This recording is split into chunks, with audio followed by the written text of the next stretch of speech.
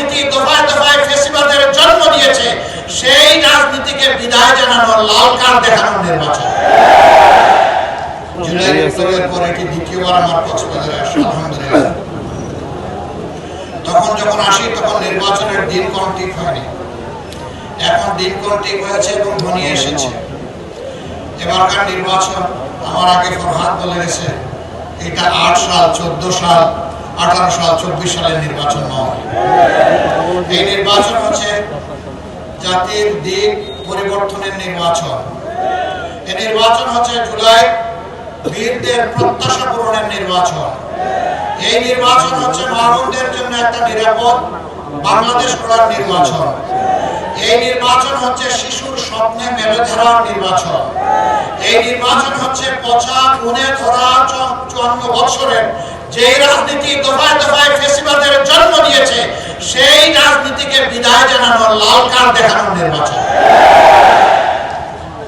ইনশাআল্লাহ 12 তারিখ এদেশের আপামর জনগণ লাল কার্ড দেখাবে ইনশাআল্লাহ।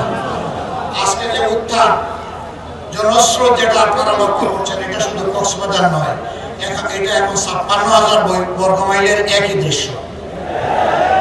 এর আগে জুলাই তরুণেরা জাতিকে সিদ্ধান্ত জানিয়ে দিয়েছে যে আমরা আছি ইনসাফের পক্ষে, আমরা পুরানো রাজনীতির পক্ষে নাই, ফেসিবাদের পক্ষে নাই। যারা জুলাই চেতনা ধারণ করে আমরা তাদের পক্ষে নাই, সব জানিয়ে দিয়েছে। ডাকসু থেকে শুরু আপাতত জকসুতে এসে ঠেকেছে, ঠেকিয়ে দেওয়া হয়েছে, ঠেকে নাই, ঠেকিয়ে দেওয়া হয়েছে। ভীত সন্ত্রস্ত হয়ে পড়েছে, যেখানেই এখন নির্বাচন সেখানে এখন হারু পার্টি, হারার ভয়ে এখন সব নির্বাচন ঠেকায় দেয়। জোর করে মানুষের মন দখল করবে, হবে না।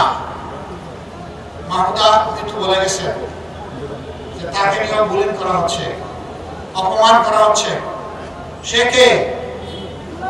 ওই তাদের কারণেই তো আজকে অনেকে জেল থেকে বের হয়েছে, তাদের কারণে অনেকে বিদেশে চিকিৎসার সুযোগ পেয়েছেন, তাদের কারণে অনেকে দেশে আসার সুযোগ পেয়েছেন। আজকে সেই উপকারীকে আপনি উপহাস করেন, এটা তাদের জন্য মরান হবে ইনশাআল্লাহ। আমরা এই মৃতদেরকে কথা দিচ্ছি ইনশাআল্লাহ 13 তারিখ থেকে নতুন একটি বাংলাদেশ জনগণ পাবে। সেদিন আমাদের মায়েদেরকে আমাদের মাথার উপরে তুলে মর্যাদা দেব ইনশাআল্লাহ।